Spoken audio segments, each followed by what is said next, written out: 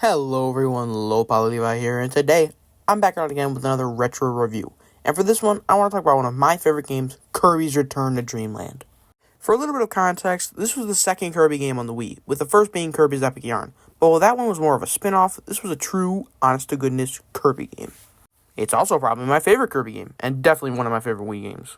I don't know what it is that makes this game so fun, but I'm going to try to find out today. So, what do you say? Join me today as we talk about Kirby's Return to Dreamland, and also fight Goku. Hey, so it's me, stay tuned. Goku.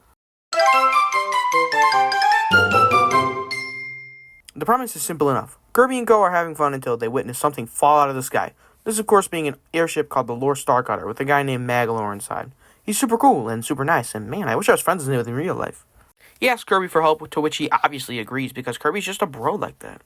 So we embark on our grand adventure. We obviously start in a grassy area, and then we go through 5 levels and a boss, and that's the basic formula for each world. But there's something that makes this game really cool and fun and unique, and we can see it in the first level. But before that, I have to mention the little energy sphere collectibles in every level, which there's about 120 in the entire game. They unlock multiple different challenges in Lord Starcutter that utilize the different copy abilities, so they're pretty neat. Alright, back to what makes this game so fun. At the end of every few levels, you'll find an enemy with a super ability that can absolutely destroy the little starry objects. In the first level, we get the Ultra Sword, which is really fun to use. Shake the Wii remote, and Kirby cuts through everything in his path like a cold-hearted, soulless killing machine. That's sick. Eventually, in these sections, you'll find an area that, once broken, reveals a portal, which takes you away your copy ability, and you must go through stressful little challenges. These always kind of remind me of the parts in Mario Sunshine when they take away the flood. Since you have no copy abilities, and must you rely on your pure skill to get through before you get crushed by the incoming wave of lean, or whatever this is. Maybe this is a powerful message about how bad drugs are for you, but I honestly couldn't tell you. After getting through the platforming challenges, you'll eventually have to get to a boss, but sadly they're all mostly the same, only having different elements like electricity or fire. You beat the thingy, and then you get some energy spheres. Yippee! Then you go through another portal, and then go through the door, and then you get a trampoline minigame. There's only 5 super abilities in the game, but they're all pretty unique from each other. There's Ultra Sword, which we already went over, Monster Flame that makes a fiery dragon thing fly across the screen, and then there's Ice Bowl, which transforms Kirby into a giant snowball that can roll across the land and pick up speed and do things like knock pins over. It's probably my favorite super ability in the game because it's just really fun. After that is Flare Beam, which spawns in a controllable little ball of energy. It's a little bit hard to use, but that's kind of what makes it fun. It can activate these little switches that can unlock certain areas or do other similar things. Last one is Grand Hammer, which is probably my second favorite. It makes you feel really powerful. As you shake the Wii remote more and more, the hammer gets bigger, with the strongest one being a giant golden diamond-studded hammer that looks really cool. You can pound in these little switch things, and they're pretty neat. These are all really cool abilities, but it would have been a bit better if they had some more. There is actually data in the game for 2 unused super abilities, those being a Super Cutter and a Super Spark ability. It would have been really cool to see these, but it's whatever. Back on track. At the end of the first world, we fight Wispy Woods, of course. It's a pretty bog-standard boss battle, but it's still pretty fun. Try saying that 5 times fast. Bog standard boss battle, bog standard boss battle, bog standard boss battle, bog standard boss battle, I messed up. Once we defeat him, we get our first ship part. We give it to Magolor and he thanks us, and he's just so cool and fun. We move on to the next world, and while it is kind of a desert world, it has some cool temple and oasis levels, so I'll give it a pass. Nothing too interesting though, so I'm just going to skip to the end. At the end, we fight Mr. Duder, a lanky pharaoh kind of dude with different magical abilities. He's a pretty easy boss, but I'd be lying if I said it wasn't a fun battle. One thing I should bring up about the boss battles is that everyone has 2 phases. They're never anything too crazy, but it makes it more fun and engaging at least. In this case, Mr. Duder gets bigger and gets a different moveset with and attacks faster. Pretty basic, but it works. We get our ship piece and Magolor thanks us again, and even tells us he'll bring us on a visit to his homeworld. This guy's just so cool, and he's funny, he's my best friend. Now we go to a kind of water or beach world. I should mention the names of these worlds since they're all fun food names. First one is Cookie Country, second one is Raisin Ruins, and this one is called Onion Ocean. It's really fun and cool. Back on track, this is an actual good water world. The levels are all well designed and fun, and the reason I think I like these water levels is something I don't quite know, but I think it's a combination of not having to worry about an oxygen level and Kirby still having plenty of mobility and still being able to attack, even though it is slightly weak. Fun fact, some abilities are actually better than others underwater. Having the water ability lets you shoot out bubbles faster and farther while also doing more damage, and the hammer and sword abilities let you still spin the weapon around you, which is great for quickly attacking easily. At the end of this world, we get to fight Fatty Puffer, which, what the heck man, that's just a mean name. His second phase is really cool though, because he'll start rolling across the screen and you have to avoid him. He even fires a giant water laser thingy, so he's a pretty fun boss.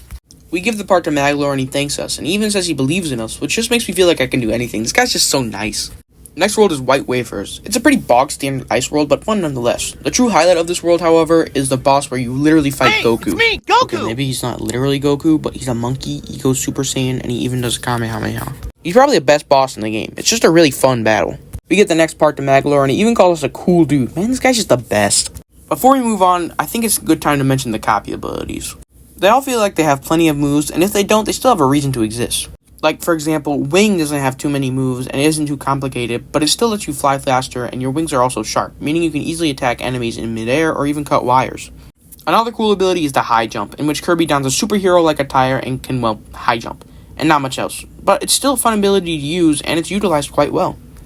All the copy abilities feel good to use and feel like they're all treated fairly equally, though some aren't used too much. Like, Fighter is a really good ability, but feels slightly underutilized. Not to worry though, because there are copy ability rooms that you can access for a certain number of energy spheres. You can even test out your moves on this little dummy thing. It's kinda cool. Alright, now we can move on to the next world, which is Nunny Noon, and unironically this is my favorite world in gaming history. It's a kind of sky world where you start in the clouds before going up into these grand temples. As you go through the levels, the background changes from morning to sunset to night, and we get this view of the world. It's an absolutely beautiful sequence, and the thing that drives it all home is the music, which I'll play now.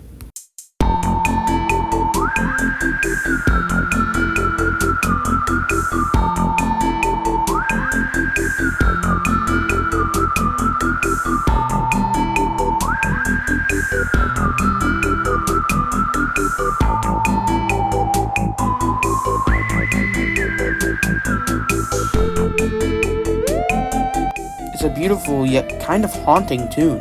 This world is just so atmospheric in a way I've never seen done in a platformer since. Anyway, moving on. The 5th level of the world is an awesome mini boss rush. I guess that was enough of a challenge because the boss level of the next ship part is just sitting right there. Man, this was...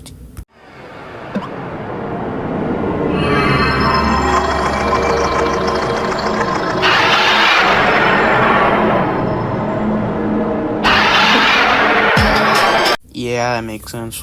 The Grand Doomer appears, and it's honestly a pretty fun boss, with the highlight being the second phase, as now you have to wait for a super enemy to respawn so you can damage the boss. With one last big swoop,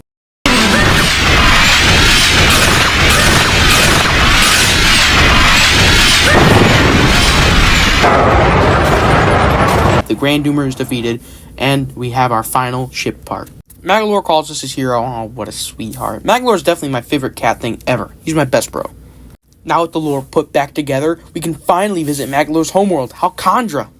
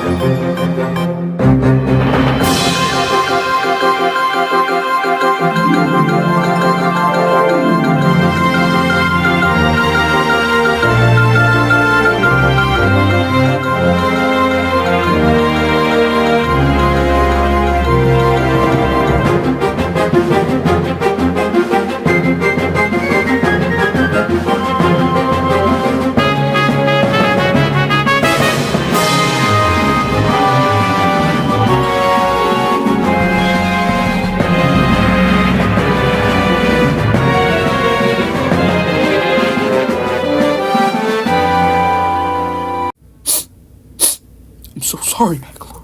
We decided to take out this monster for what it did to my best friend, and now we're in another great world, Egg Engine. It's a big industrial place, lots of metal and deadly machinery, and the music too, all beefy boopy stuff, it's great. Speaking of the music, it's really good in this game, and almost all of it's pretty catchy, and I often find myself humming tunes from the game. The boss of this world is a cool robot guy with cool robot guy attacks, but man, I just wish this boss battle was of a larger proportion. After this, Magolor says we're nearing Landia's lair and asks us to hurry and pummel the dragon. Don't worry, Magolor. You don't even have to ask. I'd take a bullet for you. This world is a bit shorter, but we're met with a great section where we use our Ultra Sword to just slice through the mini-bosses like butter. Then, we finally get to Landia, and after an admittedly tough fight with the second phase where the dragons detach from each other, it seems as though we've finally done all we need to do.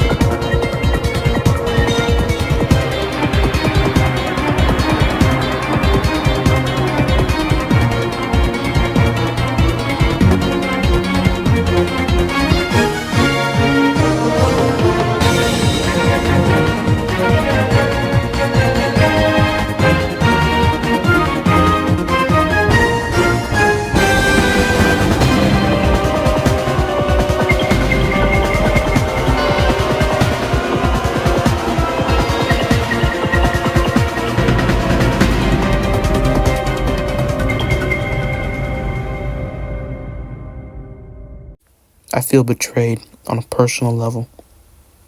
This sick son of... Now that the true enemy has revealed itself, we partner up with Landia and go through a really fun shmup section. We shoot down the traitor before falling down to another planet. We get our choice of copy ability, and then we get ready to kill this jerk. We whittle down his HP while dodging his powerful attacks, but before we can land the finishing blow, he cheats and puts one of those health bar barriers that the Grand Doomer had. We dodge more attacks, get his HP down again, and finally, with one big swoop of the sword...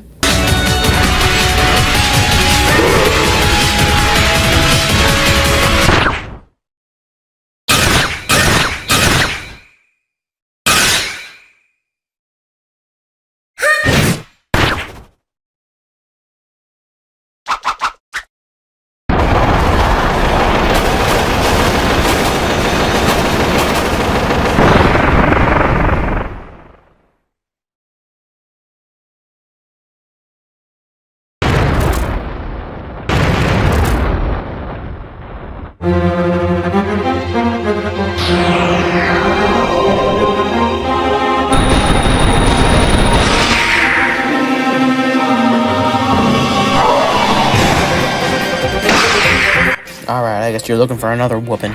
We dodge even more attacks. He even uses the super abilities on us. After a grueling battle, he finally dies and starts fading away. He then transforms back into his original self, and the crown shatters. He then just disappears. The world then starts to crumble at our feet, and then Landia and the Lore Starcutter come to save us. We then narrowly escape through a portal, and everyone's home. One butterfly jump scare later, we all laugh at Deity, our new friends leave, we wave goodbye, and then we're at the credits. And peak is over. Is what I would be saying if there wasn't an EX mode. In EX mode, you have less health and the bosses are different, with the highlight being the robot boss guy who's now red, and he has a third phase where he's big. Also, the Magolor fight is even cooler. And with that, peak is over. But there's some minigames. There's Scope Shot, a shooter where you take down giant robots, and it's also peak in its own right, and Ninja Dojo, which is basically simplified darts. And, of course, as per tradition of Kirby games, there's the Arena and the True Arena, which are basically boss rushes. They're fun and challenging in their own right. And with that, peak is over. Is what I would be saying if there wasn't a Switch remake. The remake has a kind of cel-shaded art style with these awesome outlines on everything, and not to mention some of the textures just look really good. There's also an easy mode where Magolor helps you, but I never accept help from that guy. But maybe I will after the true highlights of this remake, Merry Magoland and Magolor Epilogue. Merry Magoland is a collection of minigames that give Mario Party a run for its money. Seriously, Nintendo, please make a Kirby party game. By playing the minigames, you can get different masks that you can use. They're purely cosmetic, but some of them actually change the sounds your character makes. But my favorite part of this remake is, of course,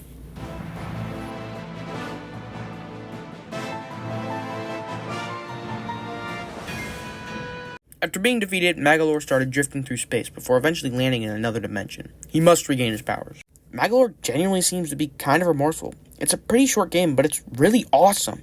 You gain new abilities as you go and can even upgrade them with magic points you get as you go through the levels. Not to mention, you need the abilities to get to where you need to go, so it's kind of a Metroidvania in that, right? Speaking of the levels, there's even a ranking system for every level, with like bronze being the worst and platinum being the best, so that's honestly really fun. As you defeat different versions of the bosses from the main game, you get more parts of this weird apple thing, and once you get all of them...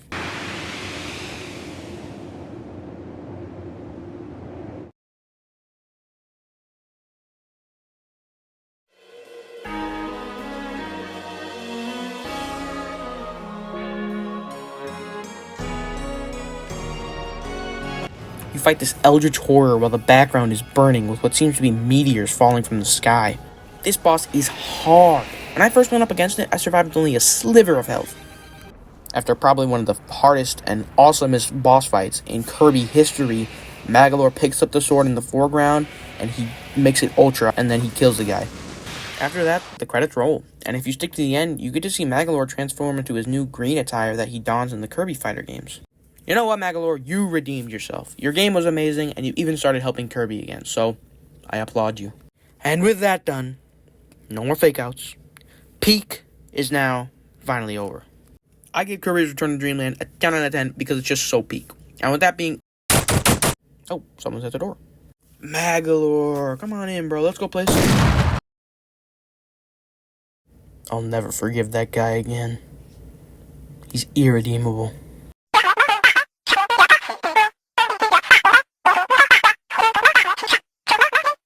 You know what? I can't stay mad at you.